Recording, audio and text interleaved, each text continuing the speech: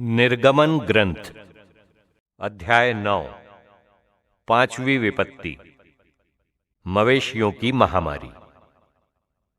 प्रभु ने मूसा से कहा, फिरौन के यहां जाकर उससे कहो कि इब्रानियों का ईश्वर प्रभु कहता है कि मेरे लोगों को चले जाने दो, जिससे वे मेरी पूजा कर सकें। यदि तुम उन्हें नहीं जाने दोगे और उन्हें रोके रखोगे, तो समझ लो कि प्रभु का हाथ तुम्हारे खेतों में तुम्हारे पशुओं को, घोड़ों, गधों, ऊंटों, गायों और भेड़ों को मारेगा। उनमें एक भयंकर महामारी फैलेगी। परंतु प्रभु इस्राएलियों के ढोरों और मिस्रियों के ढोरों में भेद करेगा। इस्राएलियों के सभी पशुओं में एक भी नहीं मरेगा। प्रभु ने यह कहते हुए समय निर्धारित किया, कल प्रभु इस देश में ऐसा करेगा। दूसरे दिन प्रभु ने वही किया। मिस्रियों के सभी पशु मर गए, लेकिन इस्राएलियों के पशुओं में एक भी नहीं मरा। जब फिरौन ने जांच कराई तो मालूम हुआ कि इस्राएलियों के पशुओं में एक भी नहीं मरा है। इस पर भी फिरौन का हृदय कठोर ही बना रहा और उसने लोगों को नहीं जाने दिया। छठी विपत्ति फोड़े।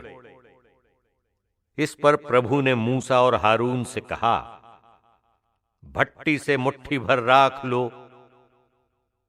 मूसा फिरौन के सामने ही उसे आकाश की ओर उड़ा देगा। वो मिस्र की सारी भूमि पर बारीक धूल बनकर फैल जाएगी। वो सारे मिस्र देश के मनुष्यों और पशुओं पर गिरेगी और इससे उनकी देह पर फोड़े निकल आएंगे। फिर वे पककर बहने लगेंगे।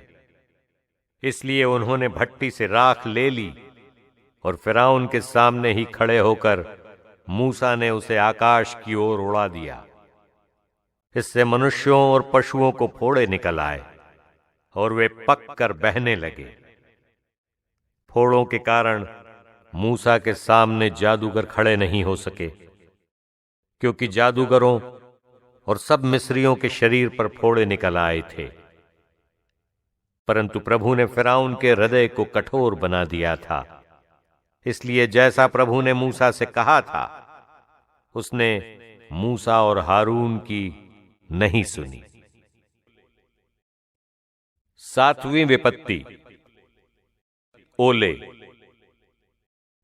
फिर प्रभु ने मूसा से कहा, सवेरे जल्दी उठकर फिरौन के पास जाओ और उससे कहो कि इब्रानियों का प्रभु ईश्वर यह कहता है, मेरे लोगों को जाने दो, जिससे वे मेरी पूजा कर सकें। नहीं तो इस बार मैं तुम पर, तुम्हारे सेवकों और तुम्हारी प्रजा पर सब प्रकार की विपत्तियां ढाऊंगा, जिससे तुम समझोगे कि सारी पृथ्वी पर मेरी समता करने वाला कोई नहीं है। मैं तुम पर और तुम्हारी प्रजा पर ऐसी भयंकर महामारी भेज सकता था, जिससे पृथ्वी से तुम्हारा सर्वनाश हो जाता। परंतु मैंने तुमको केवल इसलिए जीवित रखा है कि मैं तुम्हें अपनी शक्ति का परिचय दूं, जिससे मेरा नाम समस्त पृथ्वी पर ज्ञात हो जाए। फिर भी तुम अभी तक मेरे लोगों का विरोध करते चले जा रहे हो और उन्हें नहीं जाने दे रहे हो। यदि तुम आगे भी ऐसा ही करते रहोगे, तो कल इसी समय मैं ओलों की ऐसी भीषण वर्षा करूंगा, जैसी मिस्र राष्ट्र की स्थापना से आज तक कभी नहीं हुई। इसलिए अपने सब पशुओं को और खेतों में जो कुछ तुम्हारा है उसे किसी सुरक्षित स्थान में पहुंचा दो, क्योंकि सब मनुष्य और पशु जो खेत में होंगे और अंदर नहीं लाए गए होंगे, उन सबों पर ओलों की वर्षा होगी और वे मर जाएंगे। इसके बाद फिरौन के सेवकों में जो प्रभु की वाणी पर श्रद्धा रखते थे, उन्होंने अपने दासों और पशुओं को अपने घरों में आश्रय दिया। परंतु जिन्होंने प्रभु की वाणी की उपेक्षा की, उन्होंने अपने दासों और पशुओं को खेतों में ही छोड़ दिया। तब प्रभु ने मूसा को आज्ञा दी, अपने हाथ आकाश की ओर फैलाओ। ऐसा करने पर सारे मिस्र देश में ओलों की वर्षा होने लगेगी।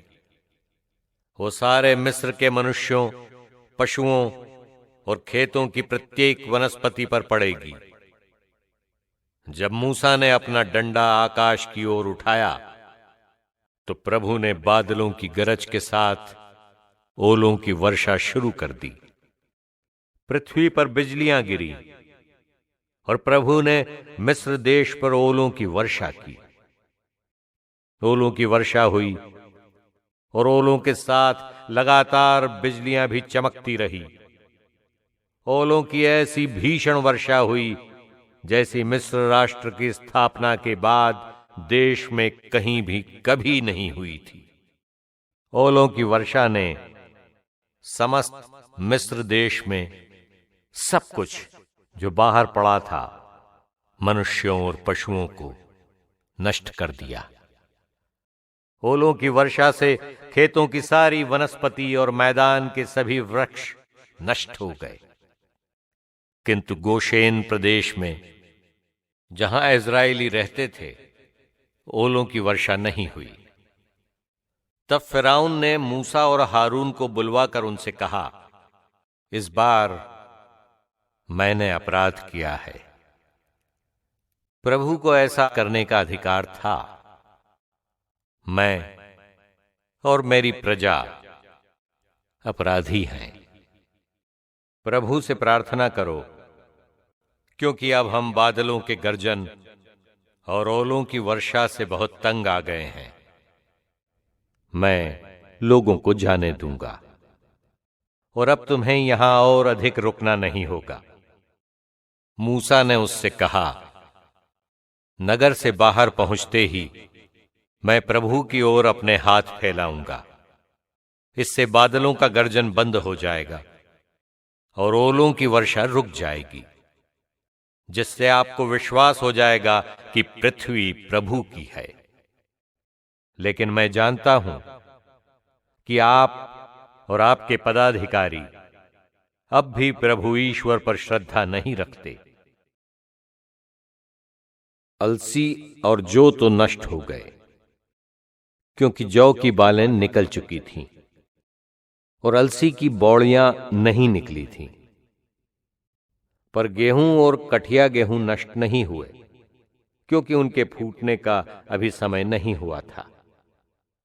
मूसा ने फिरौन के यहां से नगर के बाहर जाते ही अपने हाथ प्रभु की ओर फैलाए।